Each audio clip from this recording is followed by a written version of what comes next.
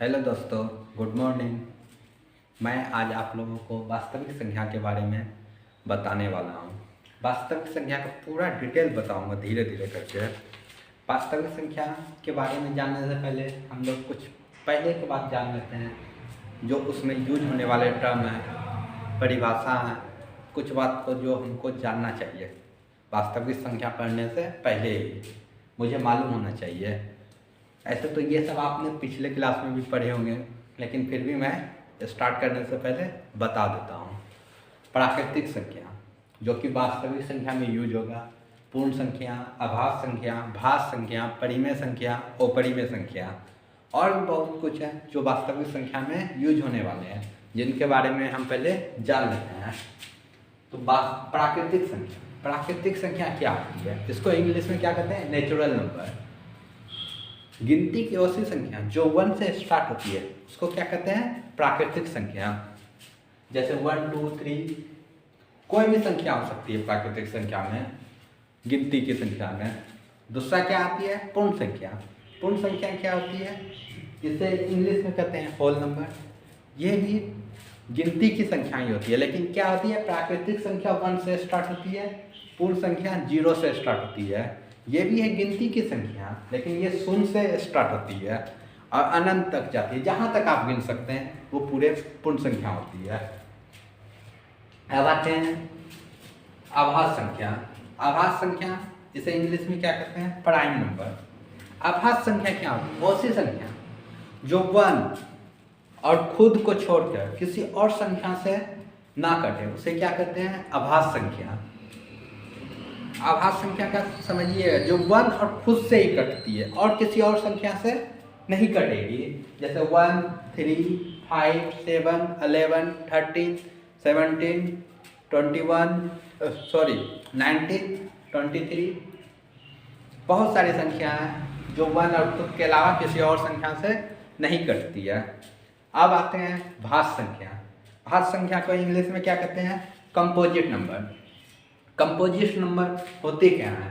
ऐसी संख्या जो 1 और खुद को छोड़कर, मतलब स्वयं को छोड़कर किसी और संख्या से भी कट जाए, उसे क्या कहते हैं? कंपोजिट नंबर, यानी भाज्य संख्या। भाज्य संख्या 2 4 6 8 9 12 15 कुछ, देखिए ये 6 क्या हुआ? 4 क्या हुआ? 1 और खुद को छोड़ 2 से कटती है, 6 2 3 से कटती है, 8 2 4 से कटती है, 9 3 से कटती है। कोई भी एक संख्या किसी और संख्या से भी कट जाए वो क्या हो जाएगी? भाज्य संख्या।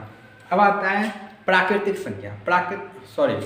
सम संख्या। सम संख्या क्या आती है? जिसमें 2 से पूरी भाग लग जाता है, उसी संख्या को क्या कहते हैं? सम संख्या। एक बार फिर से सुन लें। सम संख्या ऐसी संख्या होती है जिसमें 2 से भाग देने पर पूरा विभाजित हो जाए। और अब विषम संख्या। विषम संख्या को इंग्लिश में ऑड नंबर कहते हैं। ऑड नंबर ऐसी संख्या जिसे 2 से भाग देने पर पूरा विभाजित नहीं होती है, मतलब कुछ शेषफल छोड़ती है। अगर कुछ शेषफल आ गए तो वो क्या हो जाएगी? विषम संख्या। अब इसके बाद आते हैं, अब चलिए फ्रेंड, परिमेय संख्या। परिमेय संख्या किसे कहते हैं? इसे इंग्लिश में क्या कहते हैं? इसे इंग्लिश में रेशनल नंबर कहते हैं। परिमेय संख्या ऐसी संख्या जिसे p/q के रूप में लिखा जा सकता है, जहाँ p और q को क्या होना चाहिए? एक पूर्णांक होना चाहिए। एक पूर्णांक हो और q 0 के बराबर नहीं हो, उसे क्या कहते हैं? परिमेय संख्या। या कोई भी संख्या रूट में दिए हो तो उसका पूरा वर्गमूल निकल जाए तो भी वो संख्या क्या होगी? परिमेय संख्या होगी। अब चलते हैं अपरिमेय संख्या। अपरिमेय संख्या जिसे इंग्लिश में इरेशनल नंबर कहते हैं। अपरिमेय संख्या किसे कहते हैं? ऐसी संख्या जिसे p/q के रूप में नहीं लिखा जा सकता है। p/q के रूप में तो लिखा जा सकता है या नहीं लिखा जा सकता है, लेकिन p और q अगर पूर्णांक में है, पूर्णांक होना चाहिए। अगर p और q पूर्णांक होगा तब इसे p/q के रूप में नहीं लिखा जा सकता है। अगर पूर्णांक नहीं होगा तो इसे p/q के रूप में लिखा जा सकता है। p/q का मतलब क्या होता है? अंश बटे हर। अंश बटे हर यहाँ देखिए लिखा हुआ है, तो ये परिमेय संख्या है, ये अपरिमेय संख्या है। लेकिन अंश बटे हर में लिखा हुआ है, लेकिन पी बाई क्यू के रूप में नहीं लिखा हुआ है। क्यों? क्योंकि √5 पूर्णांक नहीं है, पूर्णांक नहीं है। अगर पूर्णांक रहता तो पी बाई क्यू के रूप में नहीं लिखा जा सकता है। अब क्या आते हैं? वास्तविक संख्या। अब जो टॉपिक है उस पर आते हैं, वास्तविक संख्या। वास्तविक संख्या किसे कहते हैं? वास्तविक संख्या क्या होती है? वास्तविक संख्या का इंग्लिश रियल नंबर होता है। ऐसी संख्या जो परिमेय संख्या और अपरिमेय संख्या दोनों से मिलने के बनती है, मतलब दोनों के समूह को, उसमें परिमेय संख्या भी हो सकती है, अपरिमेय संख्या भी हो सकती है। ये नहीं कि सिर्फ परिमेय संख्या को ही वास्तविक संख्या कहते हैं या अपरिमेय संख्या को ही वास्तविक संख्या कहते हैं, ऐसा कुछ नहीं है। ये दोनों के समूह को वास्तविक संख्या कहते हैं। अब इसके बाद जो आएंगे वो आएंगे यूक्लिड का एल्गोरिदम। इस चैप्टर में हम पढ़ेंगे यूक्लिड के एल्गोरिदम। एल्गोरिदम क्या होता है? एल्गोरिदम एक प्रोसेस है स्टेप बाय स्टेप हल करने का। किसी को सीढ़ी बाय सीढ़ी चढ़ते हैं, कहीं छत पर जाना है तो क्या करते हैं? सीढ़ी बाय सीढ़ी चढ़ते हैं। उसी तरह कोई भी मैथ को है सॉल्व करना है तो क्या करते हैं? स्टेप बाय स्टेप सॉल्व करते हैं। उसी प्रोसेस को क्या कहते हैं? एल्गोरिदम, मतलब चरणबद्ध तरीके से सॉल्व करना किसी भी क्वेश्चन को क्या कहते हैं? उसे एल्गोरिदम। एल्गोरिदम को लिखा है यूक्लिड एल्गोरिदम। यूक्लिड एल्गोरिदम से हम लोग क्या करते हैं? HCF फाइंड करते हैं। HCF क्या होता है?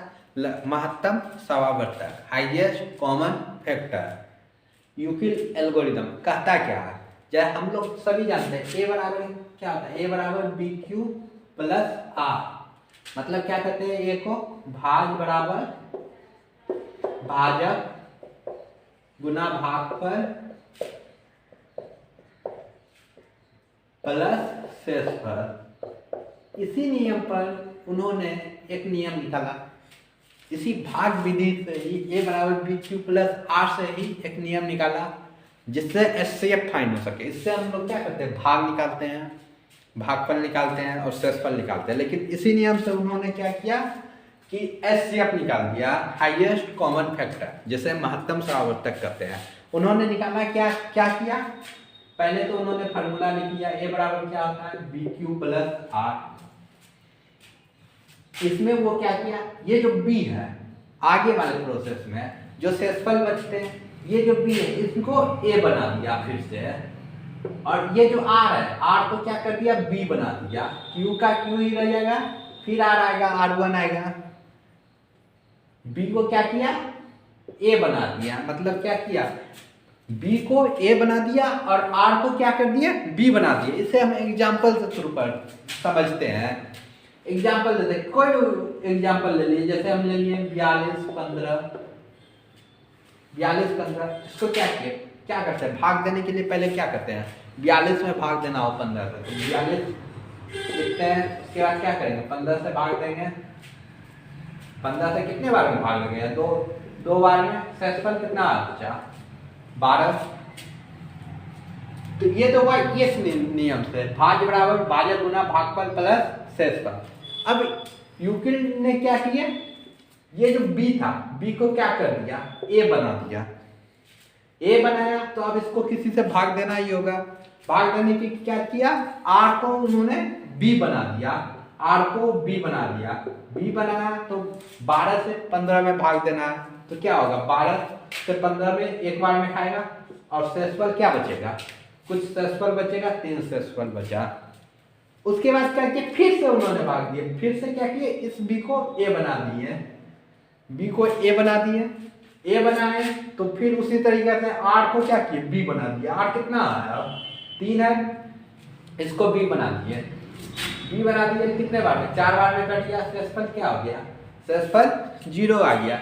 जब शेषफल 0 आ गया तो उन्होंने इस प्रोसेस को करना बंद कर दिया। उन्होंने प्रोसेस बंद किया और HCF क्या लिखा? HCF जिसको क्या कहते हैं? महत्तम समावर्तक। जो B था उसे महत्तम समावर्तक HCF मान लिया। B कितना आया? P। तो इस संख्या का 42 और 15 इसका HCF कितना आ गया? 3। नहीं तो मैं गुणनखंड विधि से भी इसे बता